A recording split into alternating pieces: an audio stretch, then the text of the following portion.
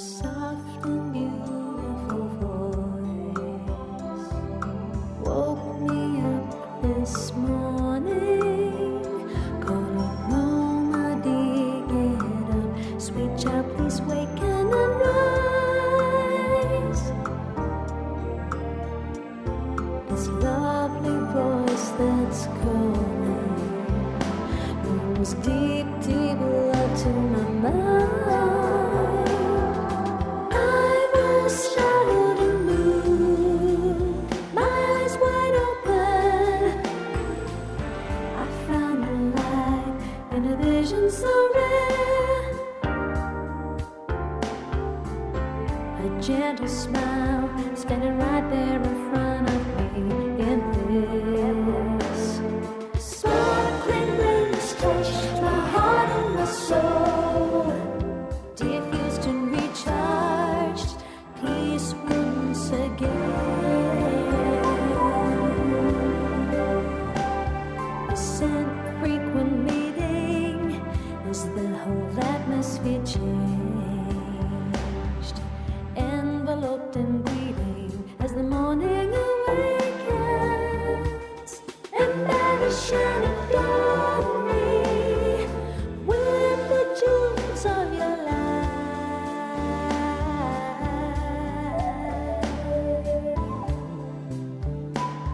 A soft and beautiful voice woke me up this morning.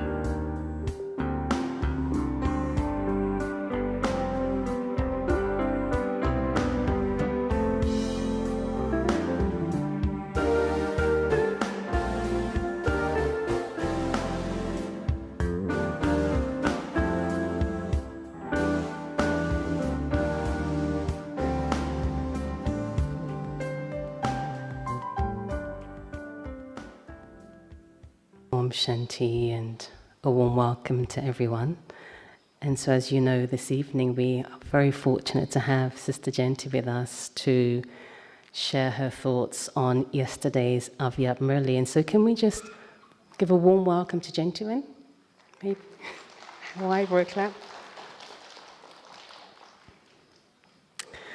Welcome to those online as well. And just to ask, how many of you have never met Jayanti in the flesh, like on Zoom definitely, but actually live quite a few. Right, a lot on this side. Great. So, a special evening for all of you to have Jayanti with us. So I thought I would start with a very brief introduction, an official introduction, and then a personal introduction, if that's okay. There are many titles, Jayanti. And so, Sister Jayanti... You can forget about the titles. Oh, can I? Just a few, 3, 4. So, Sister Jayanti is the additional administrative head of the Brahma Kumaris. She's also the regional director for Europe and the Middle East. And she's also the CEO for the Brahma Kumaris UK. And I think it's good to list all these titles because we just wonder how you manage, because you'll always look so fresh, tireless, light. And so I think for me, what I've really observed is just, Jayanti, your humility, your clarity, your depth of sharing, and your simplicity. And I think it's really nice to have a real live version of what Baba's telling us in the Murli. We do need practical samples and examples, so thank you for being that for all of us. And so we're going to start off with Jayanti sharing her thoughts on yesterday's Murli, and then we'll have some questions from myself, and then we'll open it up to questions from all of you. Okay? So over to you, Jayanti. Thank you, Samantha, and lovely to see this group, which I haven't met. So I'm happy to be here, even if it's just for a short time now. I think contentment has been one of my favorite subjects. Whenever Baba's spoken about it, I've resonated with it very deeply. And it comes up quite frequently.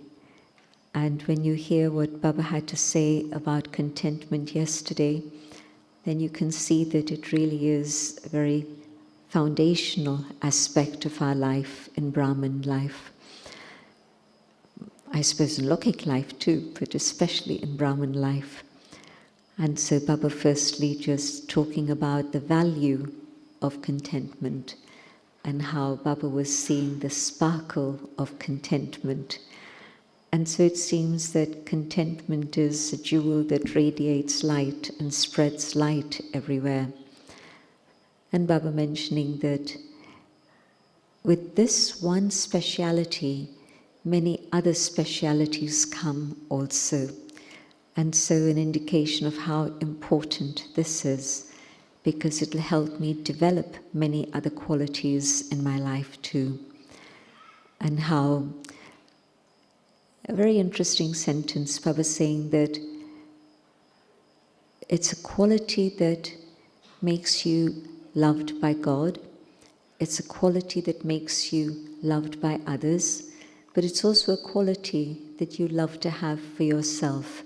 And so, true, if I'm content, then there's an inner state of stability that isn't there at any other time if there's anything that's creating upheaval or discontent within. And I've often seen that where there's even a slight bit of discontentment, then really what happens is that other things that are going on trigger reactions. And when there is a state of contentment, then that state of contentment means that you're able to absorb whatever else is going on and not get shaken by that.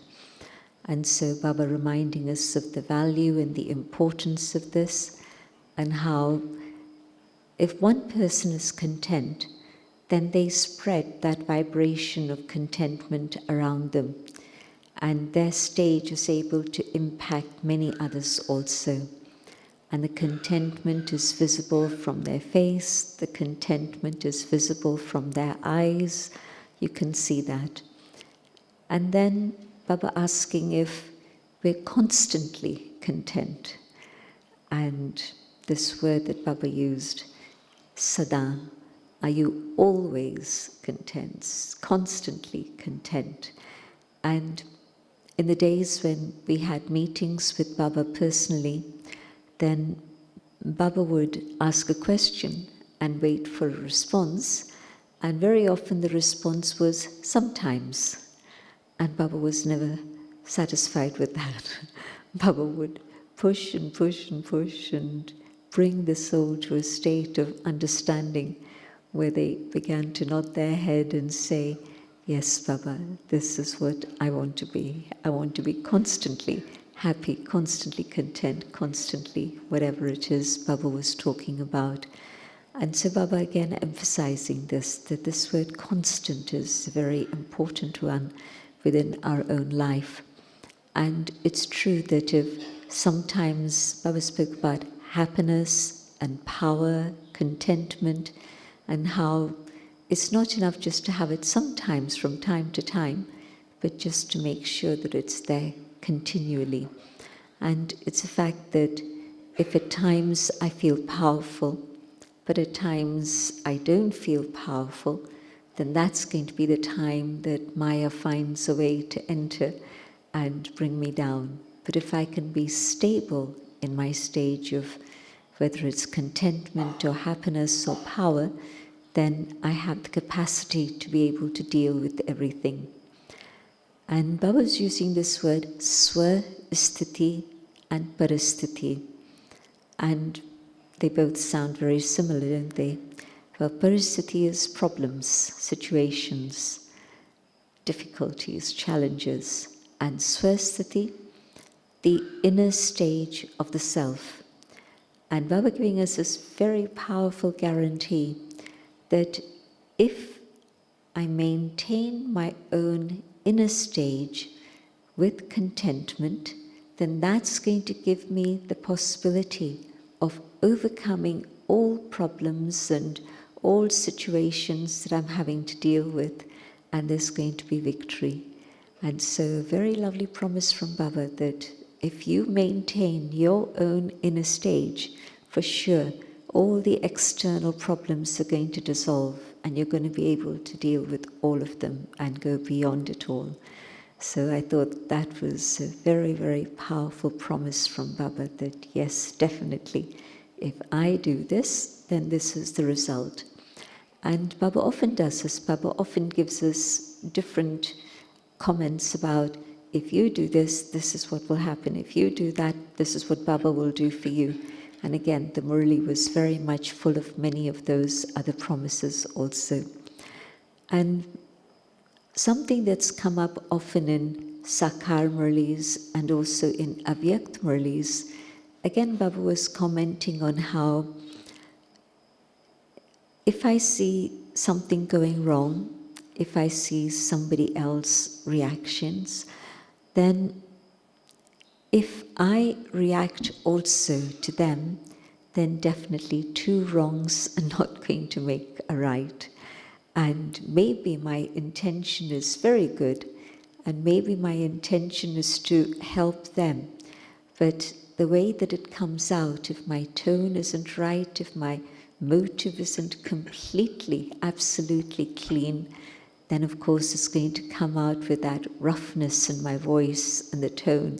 And maybe the volume is too high, something or another. But that's going to indicate my own reactivity also. And Baba even labeled it as a trace of anger. And within that, Baba reminding us that, well, lust is one thing, but anger is the second big number enemy. And so just to be aware of how it is I deal with things, and sometimes if I try to help another understand or change, how often is it that you've actually been able to change another person? Anyone tried changing another person? I think we've all tried at some point or another, but it really doesn't work.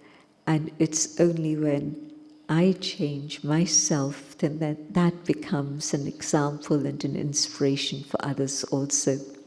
Otherwise, really, they're going to listen, but Baba even said that they'll probably be too scared to come near you in the future because they're going to be concerned that you're going to be correcting them, ticking them off and whatever.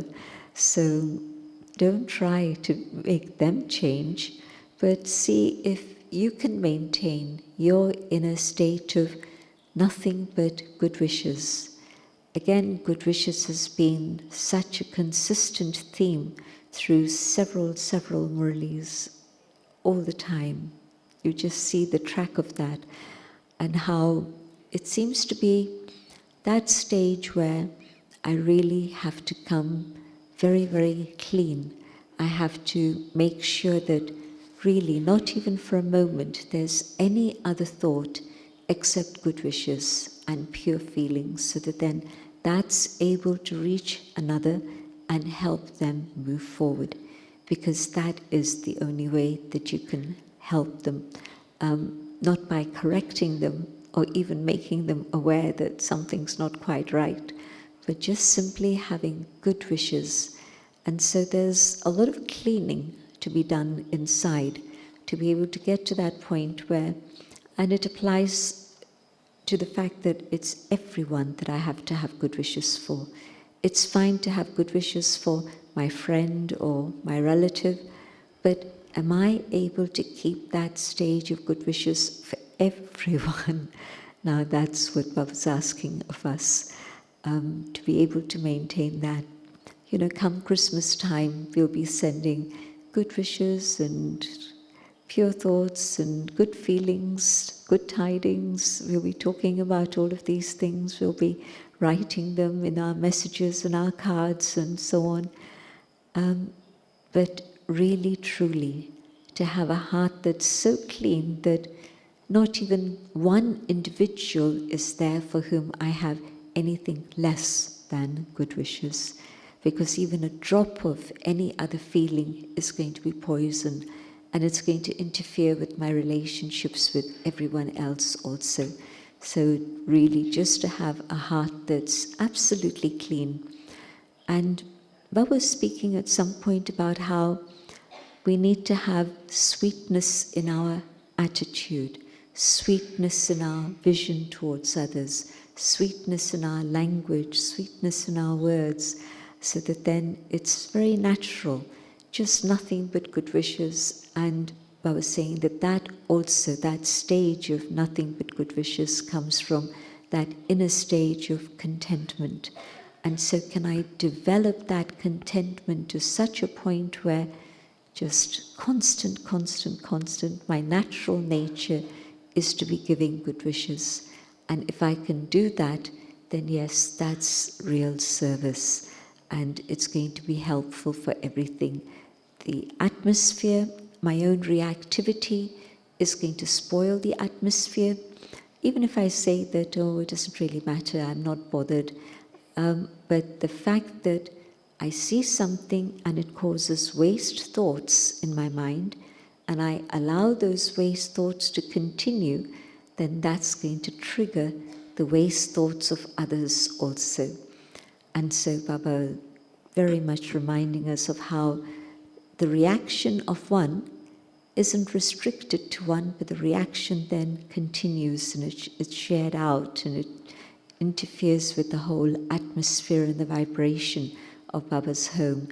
And so that stage where natural nature becomes one of contentment, which then leads to the sweetness that Baba wants us to have.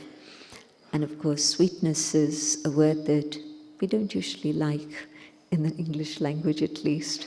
Meetha in Hindi is much softer, but sweetness sometimes in English is sticky, and so it's cloying. But that's not what Baba means. Baba means that natural state in which there's love and easiness and lightness, and so that's what's happening, that sweetness in your inner state, your attitude and your vision, and so on. And Baba reminding us also that, I love that sentence where Baba said, what is the inheritance that Baba gives you? And the inheritance wasn't mukti, jivan mukti, and all the usual things that we think about, but Baba said to be like the Father. Baba's inheritance to you at this time in Sangam Yuga is Bap Saman. Become like the Father, and just like Brahma Baba and the example of Brahma Baba in so many different ways, the way he dealt with people, the way he dealt with situations, but always, always the number one soul following Srimad. And in particular, the one sentence that Baba wanted us to recognize and remember, because it comes up in the Murli, every single Murli. Be soul conscious and remember the Father. And so is that difficult? Why should that be difficult? It's your natural experience of love and connection with one. And so just remember that and follow the Father in this, because this is what the Father did all the time, just simply following Srimad in thoughts, words and actions. And I was saying that if this is what you do, if you follow Srimad and you have victory in your thoughts, words and actions, then yes, Baba's going to be giving you all blessings, and Baba's going to be making sure that yes, you have that inheritance of becoming like the Father. So very powerful, very beautiful Murli, and a reminder of who we are and what Baba has come to do, and how whatever we practice at this time is a preparation for the future. Now, all the things that Baba's talked about in the Sakar Murlis, we're seeing as a reality. Everything absolutely on the brink. things can go this way and topple over, things can go that way, and you don't know when and how and what, and so suddenly and ever ready. And so the practice of being bodiless, always this excuse, I don't have time. And as soon as Baba said this, then I thought Baba was going to give us the example of a drink of water. When I need to take a drink of water, I'll stop and I'll make sure that I give myself that hydration. And so, same thing. And of course, I don't remember whether this was a time before traffic control, but definitely traffic control has been a very, very valuable tool to be able to practice this regular stopping, pause at every hour, so that then you can practice being detached from the body, seeing the body, but that stage of being bodiless, where I'm not just thinking of Baba, but I'm so detached from the body that I can fly to Paramdham and be with Baba there, even for a few moments. And I know that when we practice this and we have that experience of being bodiless, even for a few moments, that stillness, that purity, that power allows us then to come back into action through the different consciousness. And the consciousness that Baba was asking us to have now was that of being the detached observer. Sit on the seat of being the detached observer, and then, yes, you can maintain your own inner stage of being content instead of getting into the upheaval of all the things that are going on within nature, within matter, within Maya, all those. And Baba uses the term a puppet show. When you see a puppet show, it's enjoyable, it's entertainment, it's no hardship, it's no distress. And so can I have such a stage that I become bodiless, go home, and when I come back down, I'm truly a detached observer, and everything is only entertainment. Not so easy, but everything comes with practice. And the other thing I'm very aware of is that if there's a specific goal that I set for myself, then I focus on that. My mind is drawn to that again and again. It's not a promise I'm making to anybody else. It's a promise I'm making to myself, that this is the stage I would really like to have. And if I focus on that stage, then I'm going to be able to have Baba's help, and I'll be able to achieve it also.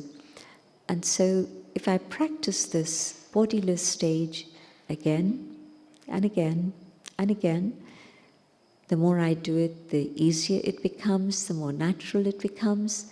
But also then, the follow-up for the next 57 minutes is that I can sit here and watch all the games that are going on. And as I watch the games and I'm being entertained, really keeping that inner state of happiness with myself by being here on this stage of detached observer, then yes, I'll be able to pass through whatever are the challenges today, but it's also the preparation for all the challenges that are going to be coming. And sometimes when you see and hear what's going on in the world around us, right now, at this moment, nothing about the future, right now, you'll be able to see that, yes, it's this practice that will carry me through all the challenges, but it's also this practice that's going to help other people around me. It's going to create that vibration and that aura in which others also feel secure and safe. I asked Sudhaben was downstairs in Shantivan for just a few days, and we had a short conversation about the situation that's happening in her part of the world.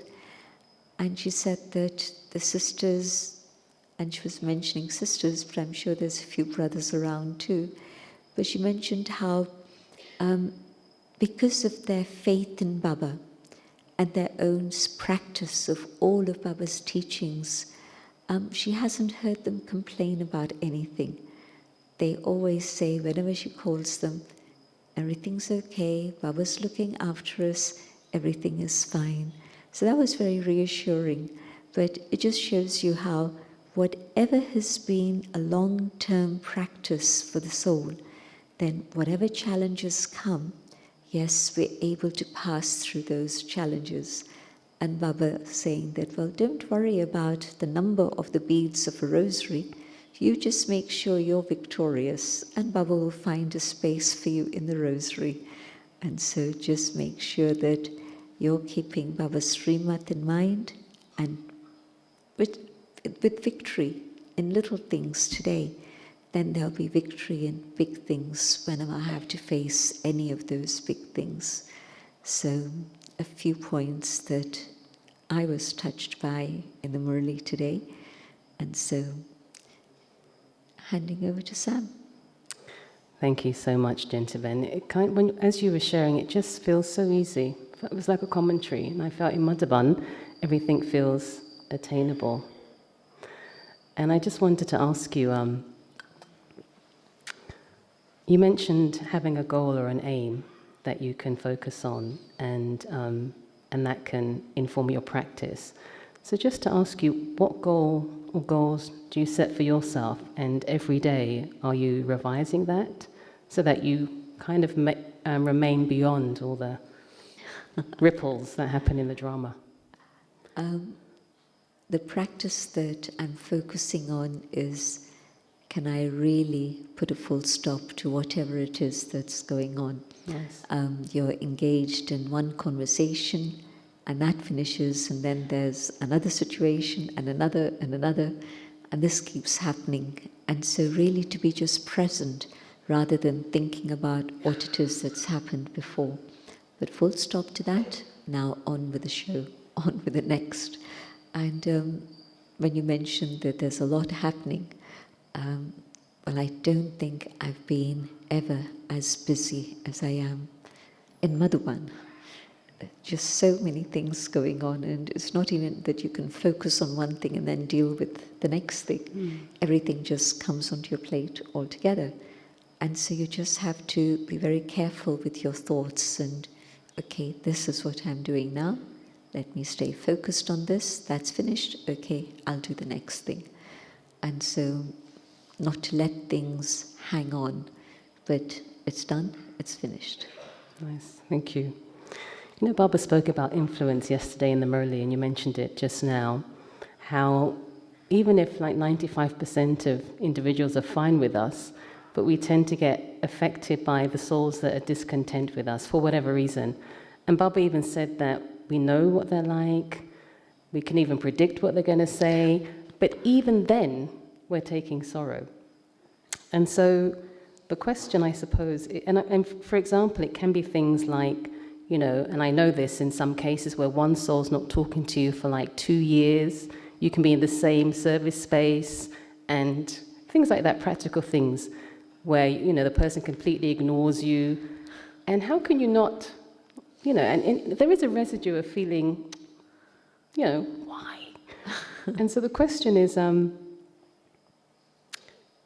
what are some of the check-in points that we need to make to ensure that we are detached and we can keep giving good wishes in those kinds of situations? It's okay if it's a one-off and then after a few weeks you have a conversation and then it manages itself, but there are those situations which have been going on for a few years. I think you just have to keep checking, is it possible for me to have good wishes for that soul? I think if I turn it around in that way, it makes a big difference. And I'm sure that most of the people here, or those watching and listening, for them also it is this thing that there's somebody around who's creating challenges for them, and it's not short term, but it's long term. But can I really do a clean out inside and just have only good wishes for them? And just as they're stuck in their pattern of behavior, can I also create this repeated pattern of behavior of sending good wishes, sending good wishes? Then at some point, whatever is the karma that's around, it has to get settled. It can't carry on till the end of the kalpa. But obviously there is some sort of karma there that I'm having to deal with it. And so can I just send good wishes, good wishes, good wishes? Nice. And so why do you think it is that we, what's lacking within us that we do get influenced? What's some of the unmet needs that we haven't realized within ourselves or we haven't met for ourselves that we keep falling into the same sort of hole, if you like? Because I think on an intellectual level we know that we have to give good wishes and maintain that. But what's the lack? Well, what is it that we're not realizing within ourselves? One is a karmic account, but what is it that we're not realizing deeply that allows us to keep, tripping up on this same, same stone or obstacle, I know it's an answer that you've heard before probably, but really just being still here, stable, can I really practice this idea of I am that shining star and see them also in that way? See them as that shining star. And one can also see the goodness that they have, because yes, there's this challenge that they keep posing for me, but there's also a lot that's good that's within that soul. And so can I again keep shifting my vision, see that shining star and the goodness in that shining star.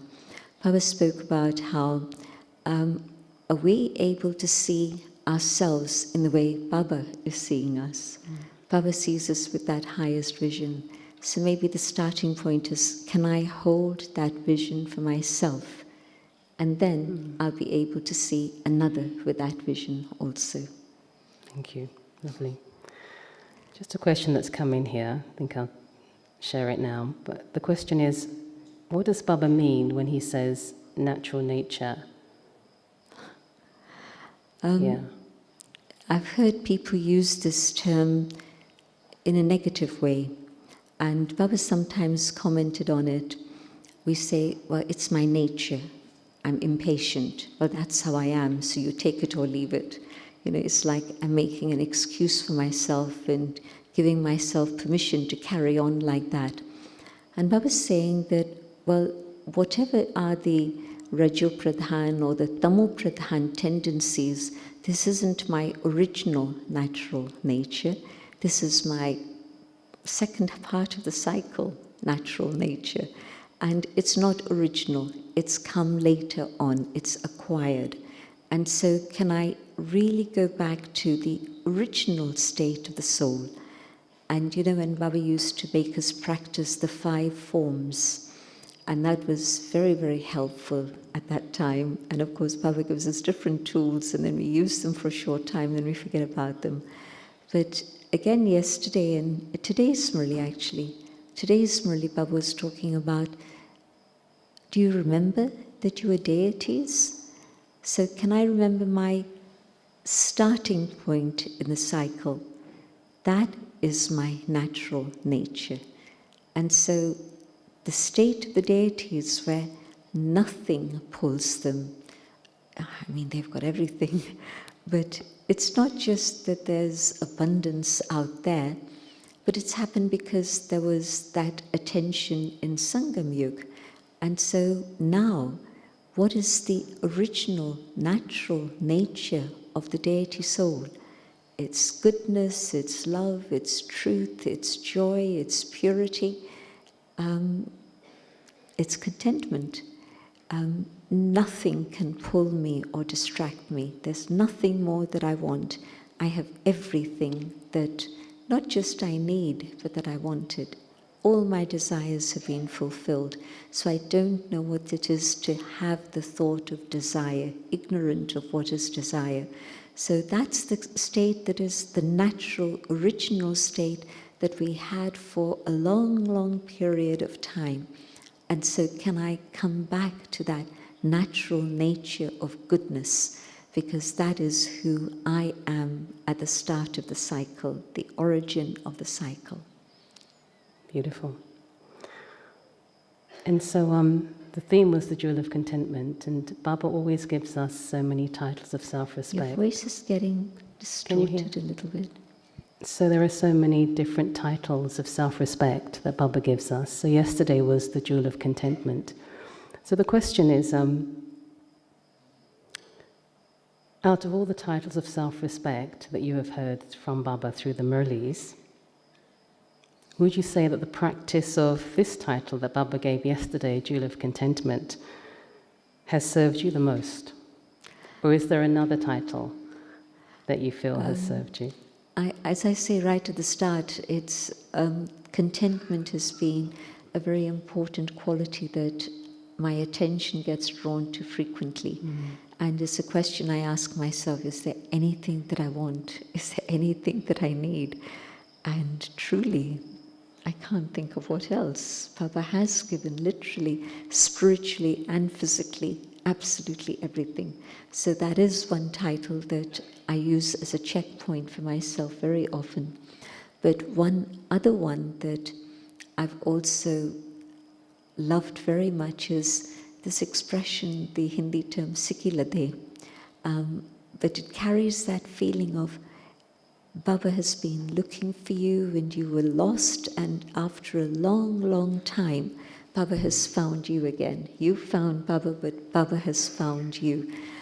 And it touches my heart, that it gives me that sense that Baba was looking for me, and now that we meet each other, there's that resonance and connection and togetherness. So I love this particular expression. We hear it every day in the Murli. Long lost and now found children. But it is a very special one and I love it. You know, Baba was saying also that there's one thing that he says every day, and if we just practice this one line, everything else would fall into place. And we all know it, right? Baba says every day, consider yourself to be a soul and remember me. And we know that's the essence of all Gyan. But the practice is not always there. It's sometimes, Baba says, constantly. And so how to really begin to increase that practice more? Because I think we want to and we know it, but there's a delay. You know, there's something about not just thinking about something, but writing something down. And it's like you think something, but then a little while later it flies away. But you think about something and you write it down, and it stays in a deeper way within the consciousness. When I'd be translating for Dadi, I wouldn't have a chance to write things, but very often if there were things that really struck me, then I'd make time to actually sit and write the things that I remembered from what she had said. And I must have many, many notebooks filled with that. And I don't often have time to go back and read them. But the fact that I heard it, and I even repeated it in translation, but then I wrote it down, and a lot of it then stayed here.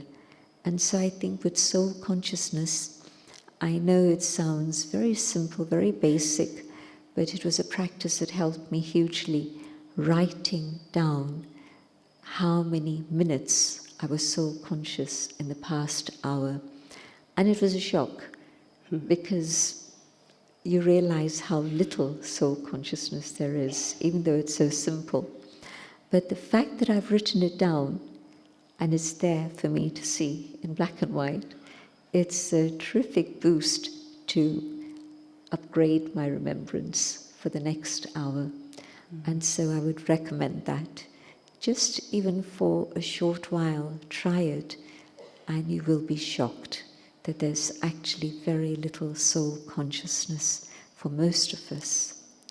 I'm sure there are some who are really focused on that and working on it a lot, but I think generally we talk about it and we do practice it, but not to the extent that we really need to. Can you just break that down a bit more? Like practice as we get up by my soul, as I drink my tea, that level of practice? The feeling that I'm operating from here, not here, but here. Mm. And so that sense that when I'm seeing somebody, it's in that soul conscious state. When I'm speaking, do I have the awareness of this being? So it's not even repeating the words, I'm a soul, but I think for me it's the feeling, and that's something you can cultivate. And it's a very nice feeling. And so the surprise is that although it is such a nice feeling, it really makes you feel very good, but it slips away. Thank you. There was one line in the Murli yesterday when Baba said, the stage of contentment, and you mentioned it when you were sharing earlier, the stage of contentment is always victorious on an external stage. So the question is, a bit of a funny question, do you think it's possible to be lulled into a false stage of contentment? You know, everything's going quite well, where the setup is as we like it, perhaps I'm serving in a place where I'm alone and I've got good hands, or I have personal freedom, many different reasons for a feeling of contentment. So, or would you say that that's a result of our good karma? So things are going well, we're very content. Is it a false sense of security, a false sense of contentment, or is it that my karma's good? It happens very often that somebody's in a comfort zone and they're saying, well, I'm content. Baba wants me to be content, so I'm content. But in fact, although if you're using this word contentment, then there's another word, satisfaction. I'm content with where I am now, but I'm also aware that I need to make further effort to reach my destination. And my destination is when I'm totally satisfied. So contentment is at the moment, but that state of total satisfaction when I have really reached that karmatic stage is something else. And so yes, very definitely, comfort zones are something in which we feel it's okay, everything is fine. Daddy used to say, if somebody says, I'm fine, I'm okay, there's something not quite right. And of course, if you're complaining, that's not right either. But to be able to know that it's okay, but I do know that there are things I need to work on and sort out further along the line. And maybe I've become too comfortable with people around me. They've got used to me, I've got used to them, so I'm not really making that effort for transformation that I need to make. Another sentence that Baba spoke yesterday, see your own stage and see time, swa and samya. So often the Hindi words go together.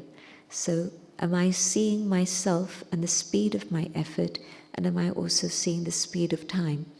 And for sure, the speed with which time is moving is very fast. But is my own speed of transformation equally fast? And so if I've got my eye on my transformation, then I'll know exactly what's going on. Then it won't be that I'll say, I'm fine, it's okay, everything's going well, but I'll know what it is I need to sort out more. Lovely, thank you. Somebody asked a question actually, or wanted this question put forward, and the question was about effort.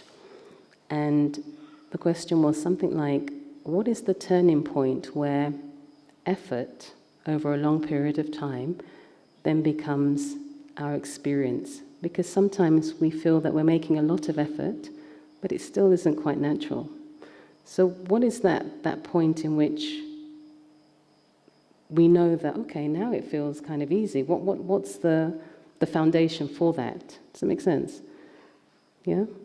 So that it just sort of happens. I think if I've given attention to something for a while, and now I'm not having to really think about it, but it's coming out naturally. Say, for example, patience. It's a good thing to look at. And I know that I'm impatient. I know that I want things to happen for me now, and they're not happening. And maybe it's not just with me, but maybe my impatience is with others. They're not so quick as I want them to be. So I'm reminding myself, it's okay. Things are going according to the right time, according to the right moment, and it's going to be fine. So I'm reminding myself. And there comes a point where then I don't need to remind myself, but I'm okay with it. I'm not getting into upheaval because somebody else is slow or things aren't working out as quickly as I would like them to. So there is a point where it comes out naturally, instead of you having to say, okay, hold on, don't think like this, think like this. But now it's become natural. So the more we keep repeating that, then after a while it just becomes second nature. You have to give it that attention. Yeah. You have to give it that, not tension, Baba plays around with that also, not to get tense about it, but I know that this is something that I need to give attention to. And so I'm giving it that attention. And now it's become natural. And it's happening in a very automatic, natural way. I just wanted to bring up something that was in the Murli 2 Sundays ago about the philosophy of karma. It is connected to yesterday's Murli as well. And Baba was talking about 2 powers. The power of tolerance, where we're very good, we tolerate, and we don't say anything at that point in time. But then later, we don't have the power to accommodate, and we find ourselves sharing whatever happened with 2, 3, or 4 people. And then, of course, Baba said, you need both. You need the power to tolerate and the power to accommodate. Can you just explore other powers that work in the same way? Because sometimes you give attention to one side. For example, I might think I've got to tolerate, yes, it's fine. And then there's a residue of that. And then I find a week later I'm having to tell somebody, get it off my chest, because it's still bothering me. So can you give examples of other powers that work in the same way, where we focus on one half and yet we don't get the full benefit of the powers that we should? Is it? I'm thinking again of the 2 opposites that come in the image of the 8 powers. And on one side there's tolerance, and on the other side there's the power to face. And I see how those 2 also work in balance. And you don't always know how to tolerate, and where it is, then you have to actually stand up for your principles or your beliefs and face the situation. And in that case, for me, there is a very specific point which tells me which way to go. And if it's a question of personal choice, I prefer chapati and you prefer rice, and there are many people who have this preference, it's fine. And so if there's 2 people living together, am I going to make rice and chapatis? Well, probably not. But if I can make chapati one day and rice the next day, then one day it's my choice, the other day it's your choice, and it's okay. So when it comes to little things like this, to adjust and tolerate is not a big deal. It's okay. In fact, I do need to adjust and tolerate. But the other side, when I need to face something, it's if I'm being challenged about any one of my principles. Then it's not a question of, let me adjust with this one, whether it's vegetarian diet or even more importantly, celibacy. It's not a question of, well, it's okay, it's your choice, and tomorrow you change your mind. I think it's at that time that I can't just say, I'm going to tolerate this. I have to say that I need to have the power to be able to face up to it and to do what I need to do. And I'm talking about basic things, but it can happen as you go along in Brahman life. And truth, where is it that honesty is absolutely vital? And where is it that, well, it's not such a major factor, and so it's okay, I can tolerate this. But there will be situations where it's absolutely vital. And so I need to be aware of that. So I've often seen these two as being balancing each other in a certain way. Thank you. Just open it up to the floor if anybody has a question before we have meditation. Does anybody have a question? If you don't want to be on camera, you can write it down and give it to Sona, who's just there on the side. Would you give some yuktis to move from acceptance to contentment? Yuktis for acceptance. To contentment. From acceptance to contentment. Okay. Yes, I know what you're talking about. There's the state where I accept it, but it's still, it's not what I really want. And so I'm accepting it, but it's a little bit of forced medicine. And so can I shift that and say, this is the way drama is, and at the moment, this is what drama is saying, what drama is wanting, but what I'd like is now to just leave it with drama and just come back to my own inner state of contentment. That works. A scene of drama doesn't carry on forever. Whatever is a scene today, at some point it's going to change and the direction will be different. So just to remind myself of that and just to say it's going to be fine.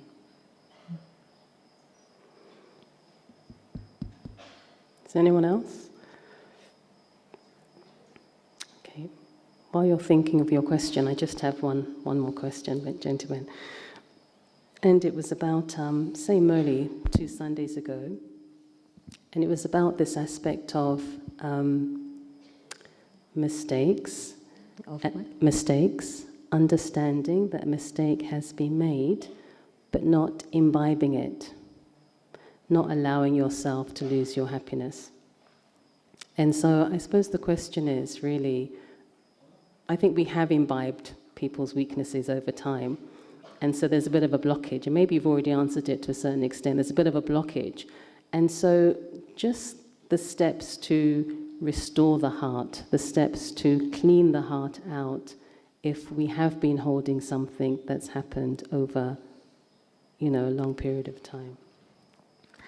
What has helped me is to remember that I've made mistakes. Yeah. And when I have that recognition, here's somebody who's made a mistake, but I've had many mistakes in my life.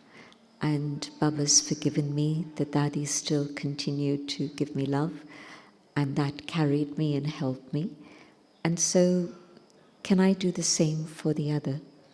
It's what I've received in my life. Now it's my turn also to be able to accept them and just give love. And that's going to take away whatever is the imprint that's been created in my heart. And it's going to then be much easier to have a good relationship with them. Otherwise, their mistake is creating a block that's not allowing me to move, but to be able to remember what I've done and then give the return to Baba. Baba, forgive me, and Baba gave me love. Now I have to do that for others too. Thank you. One of the things about mistakes that I've made is that it's taught me a lot of humility and compassion. And if I don't recognize the mistakes I've made, I think probably that's a false situation. Yeah. That there must be mistakes that we've all made. I don't believe that there's anyone who hasn't made a mistake. But when I recognize that, then it really takes away the ego. and it calms the soul down. Beautiful. Thank you so much. And just a very last question, which we always tend to ask in Madhaban, I noticed, in terms of Baba gives lots of advice, but what's your advice? The theme behind is the power of togetherness, connection to the seed for the whole season, this year, next. But what would you say as a last comment in terms of us moving forward from sometimes to always, Sada, as Baba has said? What's one or two things that you would like to leave us with? In terms of togetherness? Yeah. Just the sweet feeling that we've been together through the whole cycle, and so this is my family. And yes, we've been up and down through all the situations of the Copper Age and the Iron Age, but Baba's again creating that bond of love that is going to hold us together in the kingdom, in the Golden and Silver Age. And so when I have that sense of belonging to this family, then that togetherness is a very sweet feeling. I remember when I came to Baba consciously, as a child is different, when I came to Baba consciously, there was such a sense of recognition and a feeling of belonging. The Lokik family just was away from my consciousness completely. And it was this family, and of course I had the good fortune of seeing the dadis and being with the dadis, but that sense of coming together to my family was so strong, and it still is today. Thank you so much, Jintaben, for sharing this evening, and perhaps we can share our appreciation. Thank you.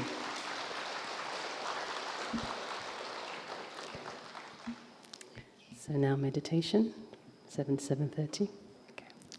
Om Shanti. Thank you, Sam. Thank you.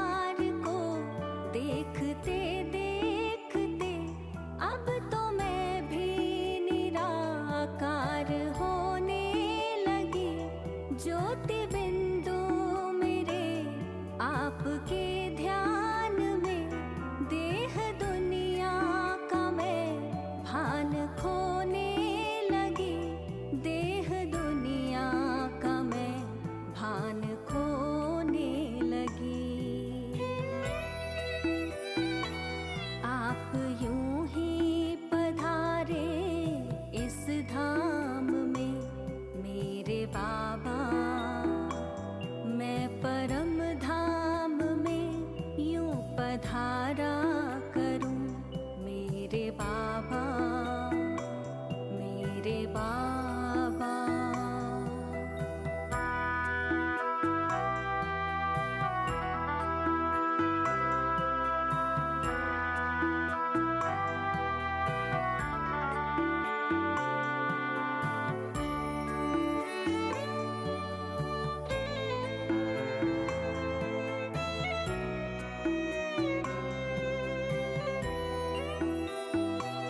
आपसे दिल की ऐसी लगन है लगी, आप में ही है रहता मेरा मन मगन।